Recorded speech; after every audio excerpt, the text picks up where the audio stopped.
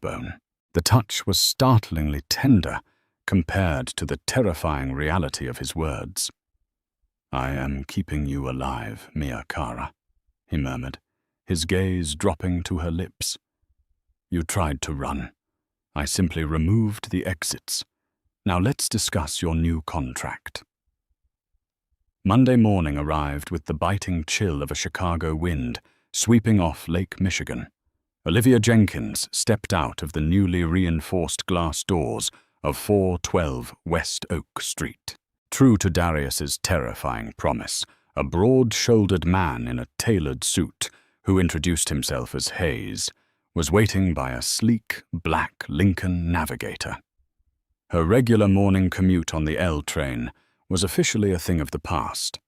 When she walked onto the executive floor of Russo Logistics, the atmosphere had fundamentally shifted.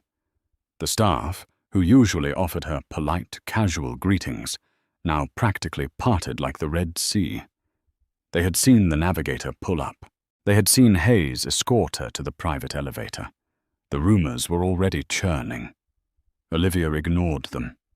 She smoothed the skirt of her custom-tailored burgundy wrap dress, a garment that perfectly hugged her thick thighs and accentuated the plush, soft curve of her hips and generous bust, and marched straight into Darius's office without knocking.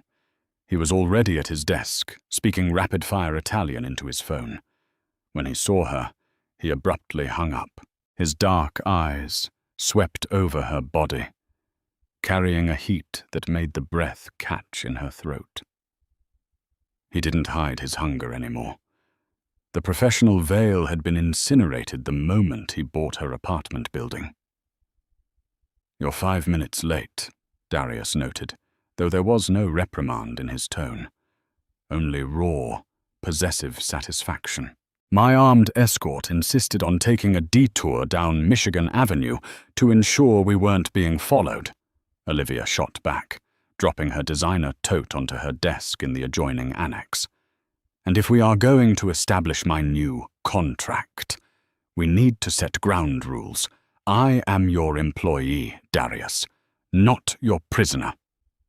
Darius stood, walking slowly to her desk and leaning his knuckles on the edge of the mahogany.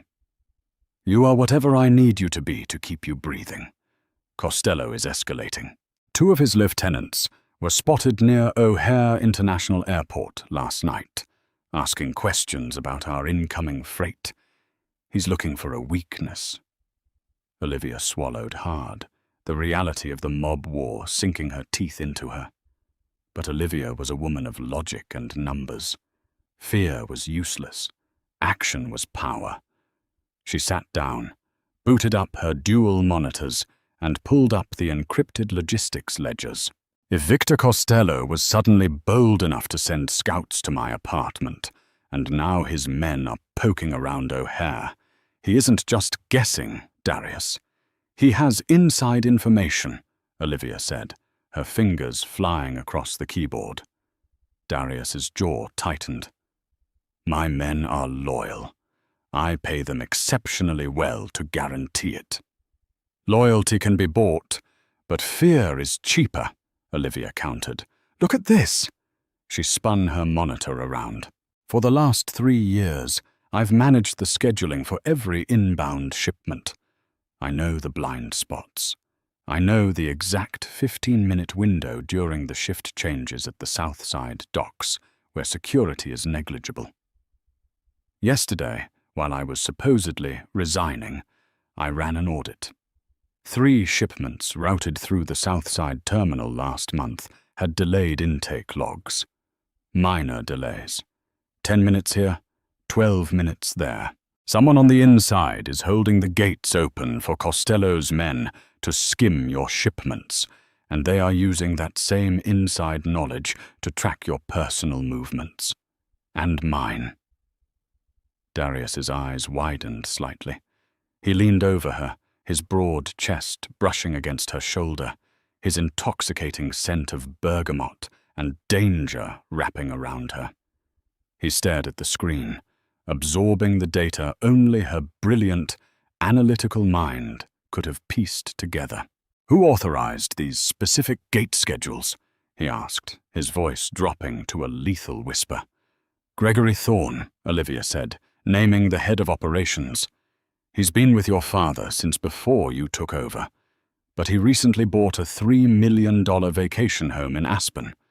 I saw the wire transfer request cross my desk last week and thought it was strange for a man on his salary.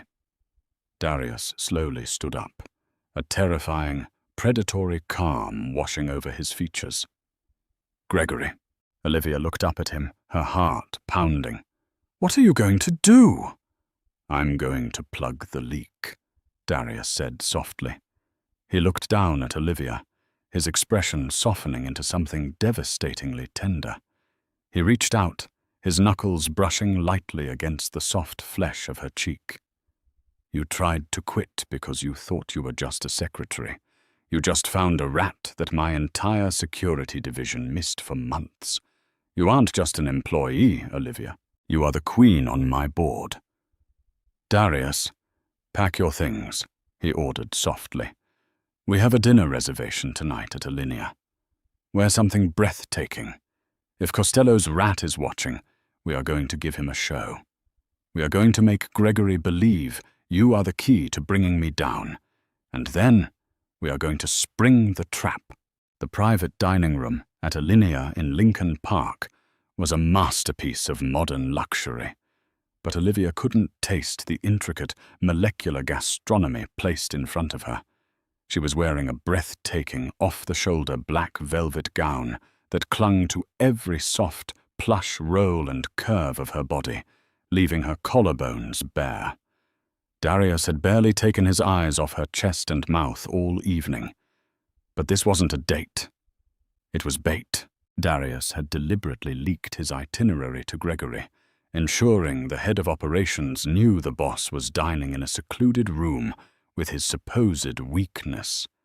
The plan was to draw Costello's men out, catch them in the act, and force them to confess Gregory's treason on tape to justify the retaliation to the Underworld Commission. Breathe, Mia Cara, Darius murmured, reaching across the table to cover her trembling hand with his massive, scarred one. My men have the restaurant surrounded. Hayes is at the kitchen door. Garrett is posing as the sommelier. You are perfectly safe. I've never been the bait before, Olivia whispered, gripping his hand tightly. I'm an administrative professional, Darius. I type 80 words a minute. I don't do mob shootouts.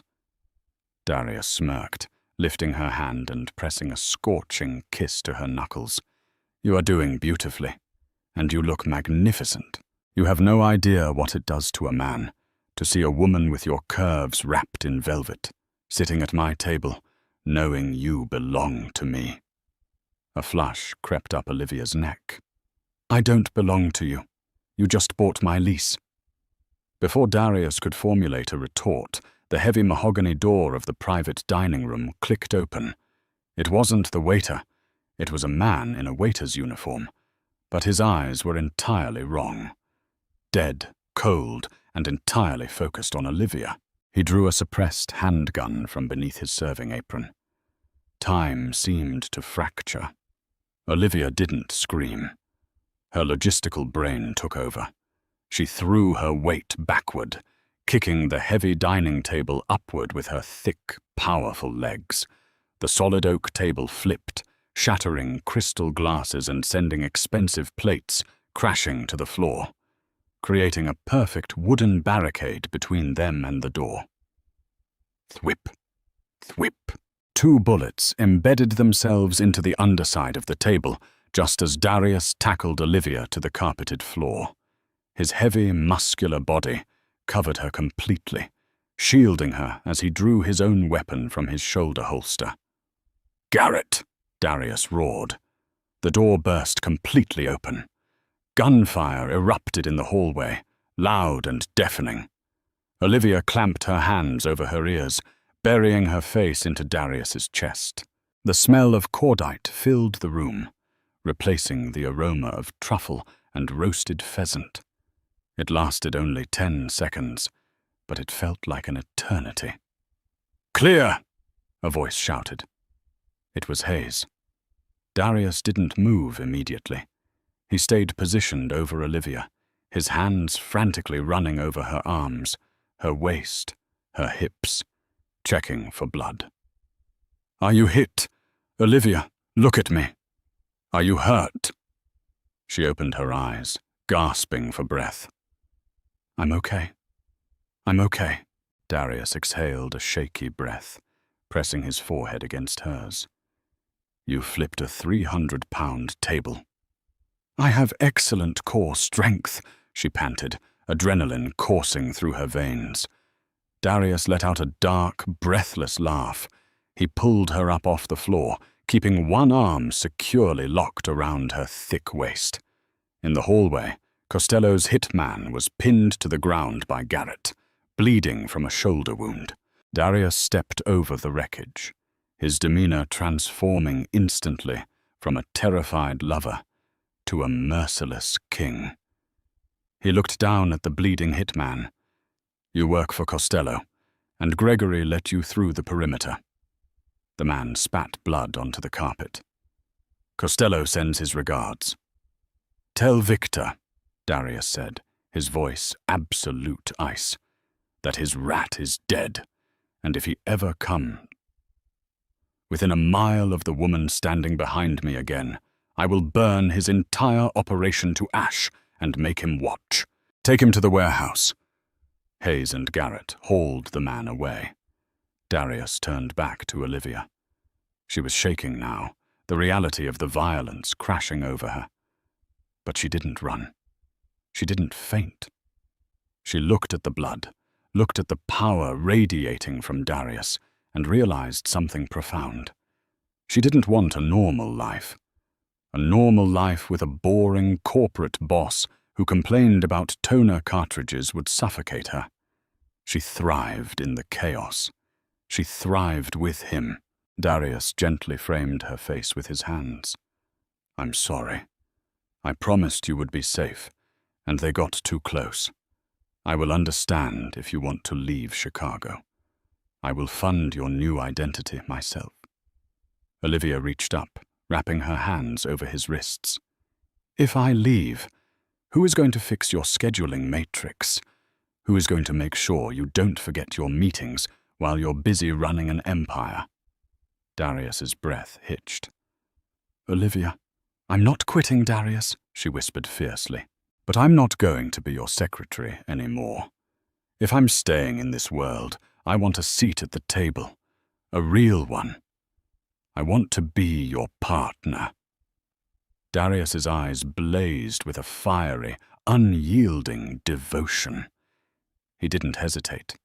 He crushed his mouth against hers, kissing her with a desperate, bruising passion that tasted of danger and absolute surrender. Olivia kissed him back, wrapping her arms around his neck, pulling his solid body flush against her lush curves. "You can have the table, the company, and everything I own," Darius murmured against her lips, his hands sliding down to grip her soft, wide hips. "The apartment building was just the down payment, Mia Cara. You own me." Did you love the intense twists and dark romance of Olivia and Darius's story? If you crave more thrilling Mafia romances, where curvy, brilliant women outsmart the mob and claim the fiercely protective men who would burn the world down for them, hit that like button right now. Don't forget to share this video with your fellow romance addicts, and subscribe to our channel, and ring the bell so you never miss another heart-pounding, steamy story. Leave a comment below telling us what trope you want to hear next.